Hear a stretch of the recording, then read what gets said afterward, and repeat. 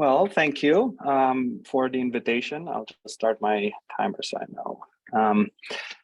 Thank you for the invitation, and thank you for giving me the opportunity to talk about some of my work. My work is in population dynamics, but can be related to networks. So I hope people will find it interesting, even though it's not about networks. Okay. So what's some biological background? Well, in biology, and especially in population biology, people are very interested in finding out whether interacting species will persist. So all of them will persist and there's coexistence, or whether some species go extinct. So this is a long-standing fundamental question. Now there are many results in dynamical systems, so deterministically about these things. However, more recently, people have realized that environmental fluctuations have to be taken into account, right? Because inherently, the dynamics is stochastic, since you cannot predict the rainfall, sunlight, and so on. Also, if you look at the birth rates and the death rates of the different species, they will change with the environmental state and the way the species interact, right? They would interact differently maybe in the summer and in the winter. Okay, so if you want to have a realistic model, you need to combine the effects of the interactions, so the biotic interactions, and the environmental fluctuations. So you need a framework which allows for the combination of these effects. And a very successful way of doing this has been modeling the populations as some type of Markov process, either discrete or continuous in time.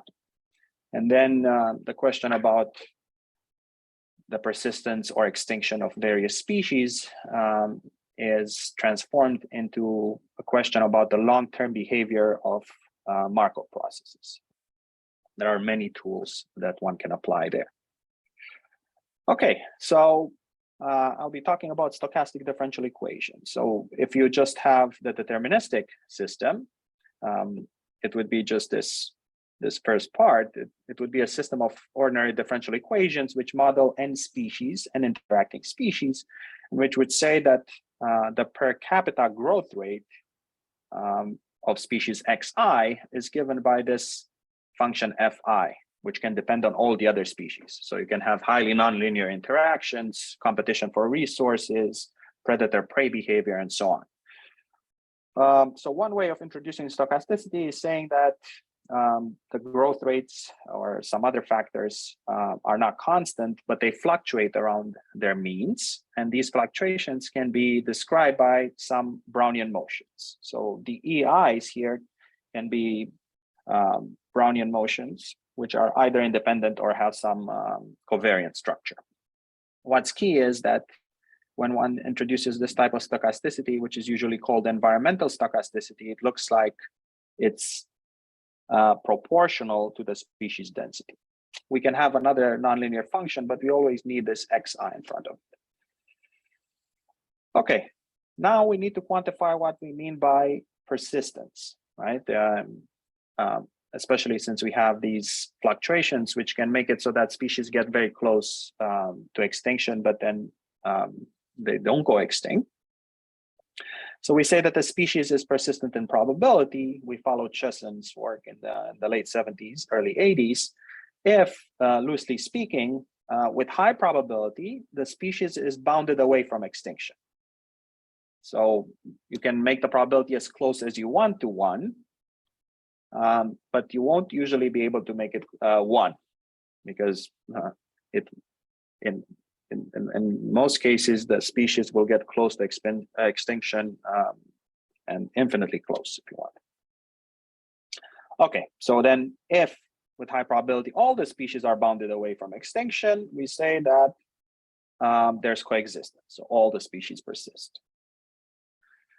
We can have a stronger version of persistence, which would be similar to the deterministic setting where you get an equilibrium point and the dynamics converges to this equilibrium point. So it involves something called an invariant probability measure. Okay, so an invariant probability measure just means that if you start your system, your stochastic process, if you start it with this initial distribution, then the distribution of the process is equal to pi, to this invariant probability measure, forever. So it's exactly the analog of a fixed point, right? Because at the fixed point, if you start the dynamics at the fixed point and you have some ordinary differential equations, it will stay there forever. Similarly here. So it's, you can think of it as the probabilistic analog of a fixed point or an equilibrium. Okay, so here's a heuristic. Suppose you have a subcommunity. So we don't have all the n species.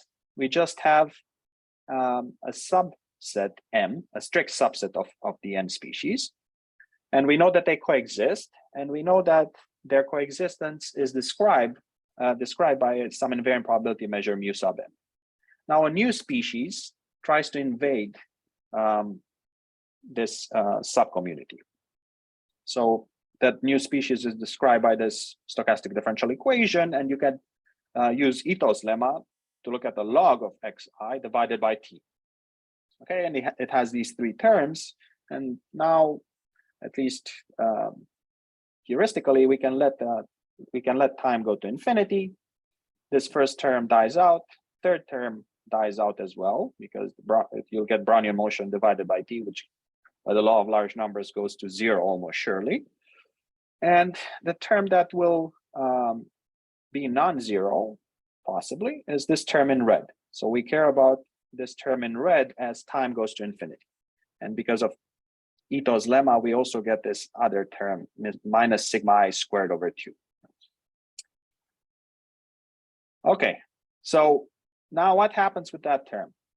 Well, ergodic theory can tell us that if the process is close to some invariant measure, then this time average can be approximated by this integral average, right? So as time goes to infinity, this can be approximated very well by this quantity here, which is what? Well, it just integrates fi, which is the growth rate, minus this sigma I squared over 2, which is due to the stochasticity. It integrates this according to the invariant probability measure mu sub m. So it tells us on average, if you want, whether this measure mu sub m attracts or repels the ith species. So this can also be seen as an external Lyapunov exponent.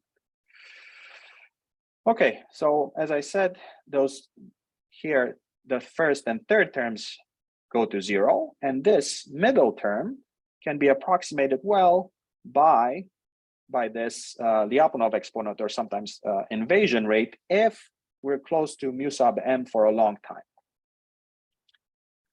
Okay, so intuitively, what this says is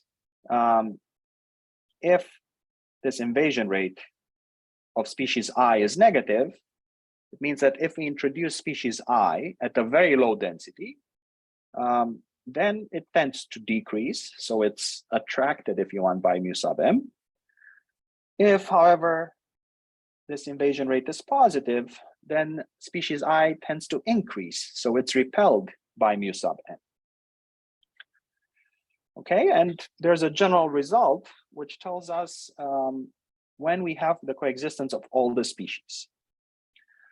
So it's the following. Suppose that for any subcommunity of species, which has an invariant probability measure, mu sub m, there exists at least one species, one other species, which has a positive invasion rate. Then the n species coexist.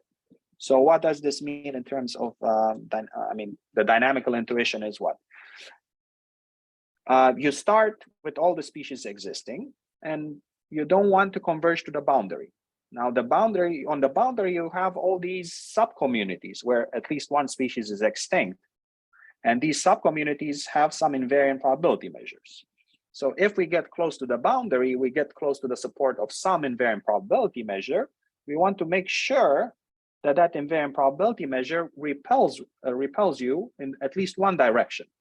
because if you're repelled from the boundary, whenever you get close to the boundary, you get repelled in at least one direction, you cannot converge to the boundary. So that's the intuition. So if all that holds, if you're always repelled from the boundary by at least one measure, the n species coexist. And then not only do they coexist, but if you have some other non-degeneracy assumptions, you can show that the stochastic process or the species converge to a unique invariant probability measure. So it's like converging to globally stable equilibrium, but you converge to an invariant probability measure, which doesn't put any mass on the boundary. Okay, so that's what happens when we have this environmental type stochasticity. However, in real life, all species go extinct, right? So finite population effects, finite resources, finite population sizes, and so on mean that extinction happens in a finite time with probability 1. So the type of stochasticity that one needs to include in order to model these finite population effects is called demographic stochasticity. And it means that it looks in general like the square root of the population size times a Brownian motion. So the difference is for environmental stochasticity, it looks like it's linear in a sense in the population size. For demographic stochasticity, it looks like the square root. So now what happens here? So the question is, what happens when we have this type of stochasticity? Well, you know that things will go extinct. However, you can still say something about what happens before extinction. So we care about the dynamics of this multidimensional diffusion process or stochastic differential equation conditioned on not going extinct. What does that mean? Well, let T partial be the first time a species goes extinct. So it's the first time we hit the boundary. The first time we hit the extinction set. Well, then a probability measure on RD plus is called a quasi-stationary distribution if the following holds.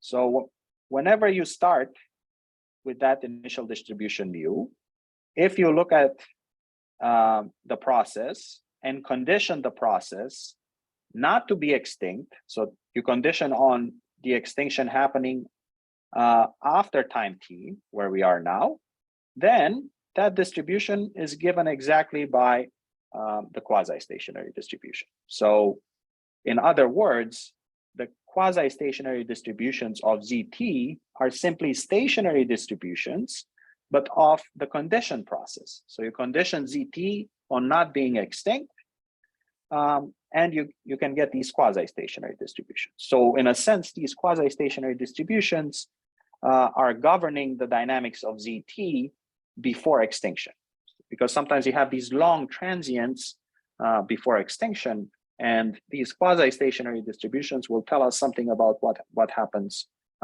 before everything eventually goes extinct. Okay, so we have a result which tells us when these quasi-stationary distributions exist. And it's the following result. Okay, so under certain assumptions, which are somewhat technical, but I won't mention. So ZT does admit a quasi-stationary distribution if the assumption just say that you cannot escape to infinity and there's a strong enough drift towards 0, so there's some competition between the species. Under some natural assumptions, but they're still technical, so I didn't list them here, there exists a quasi-stationary distribution.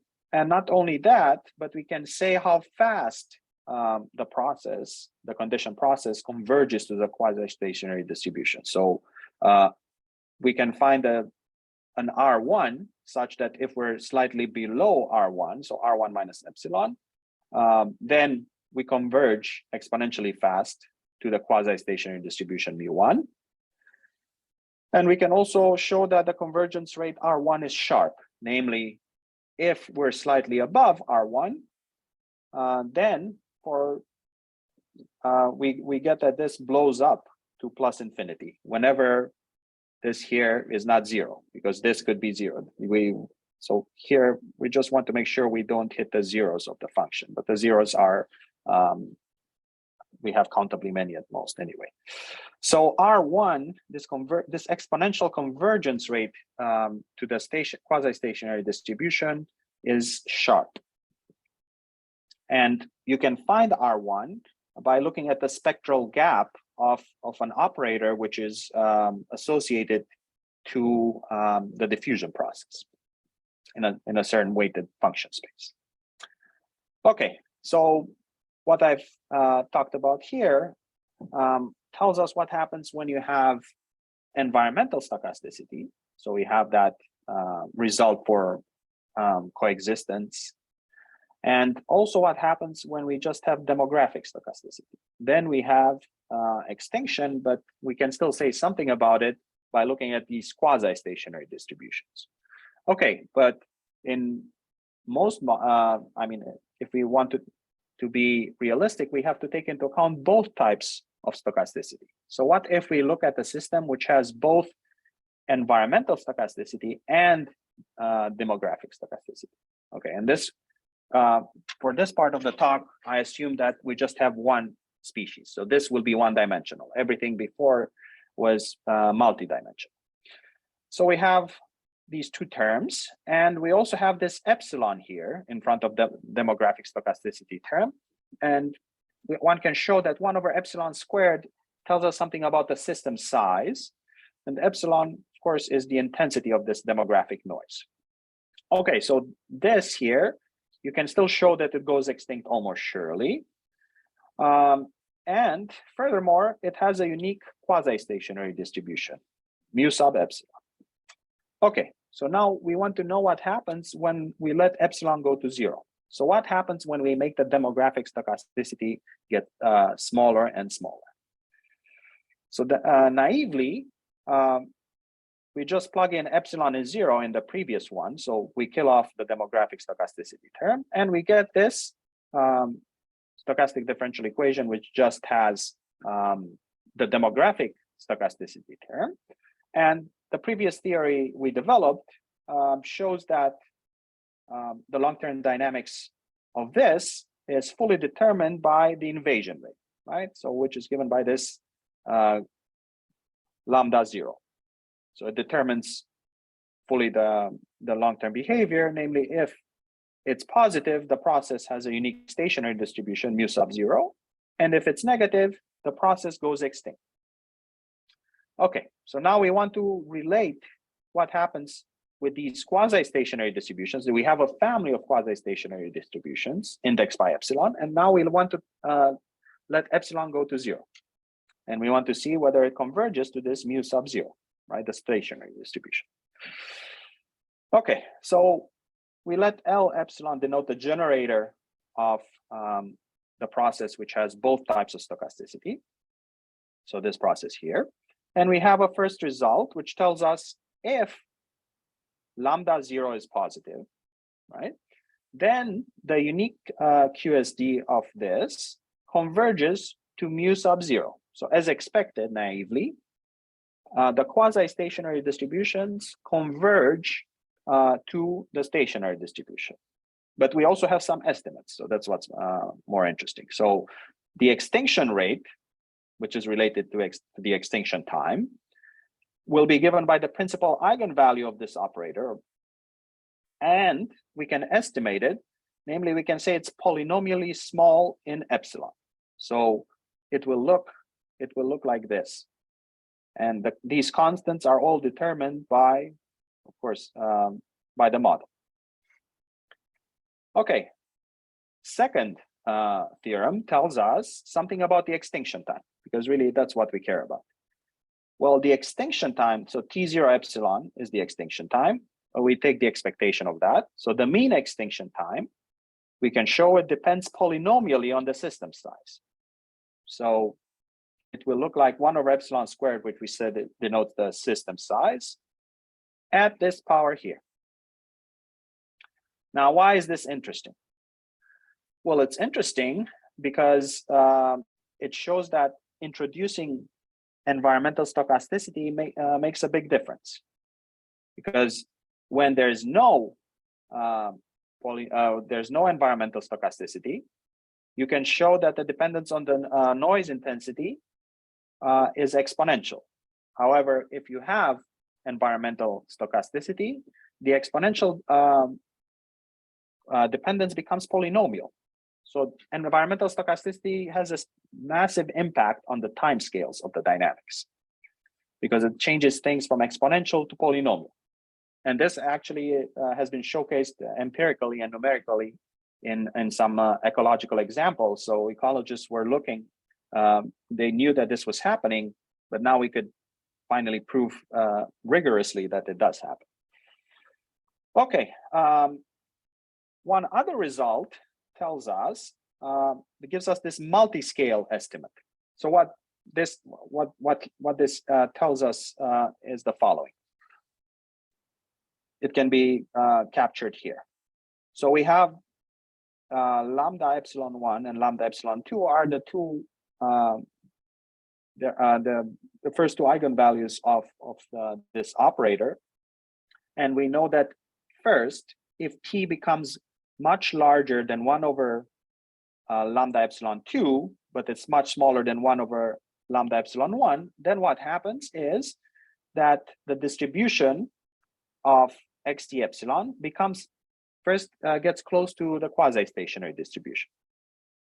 So in the dynamics with both demographic and environmental stochasticity, what happens is we first get close to this quasi-stationary distribution. And after that, so once the time becomes much larger than 1 over lambda epsilon 1, then it gets close to extinction. So at first we go close to the stationary distribution and then we relax to extinction. Okay, this result just tells us what happens if lambda 0 is negative. So the previous results were assuming that the population without demographic stochasticity, so with just environmental stochasticity, is persistent. And we had that polynomial dependence. Now, if we assume that with environmental stochasticity only the population goes extinct, then the measures mu, the quasi-stationary distribution still they converge to delta 0, so they converge to the extinction state, but we still have a bound on the extinction rate. So the extinction rate looks like 1 over the log of epsilon. And what's more interesting, if you want, is that the mean extinction time now doesn't depend polynomially anymore on epsilon, but it looks like the absolute value of the log. So all these things show that the sign of lambda 0 determines the stability of the extinction state, right? So if we start with lambda 0 below 0 and then it crosses 0, the stable extinction state loses its stability and it bifurcates into an unstable extinction state and the globally stable persistent state mu 0. So this bifurcation has a very strong effect on the asymptotics of the extinction rate, because we see that things, if lambdas, if there's no environmental stochasticity, things depend polynomially on the system size. Once we introduce the environmental stochasticity, things become polynomial, and then the dependence is looks like a log when lambda 0 is negative, and then looks polynomial if lambda 0 is positive.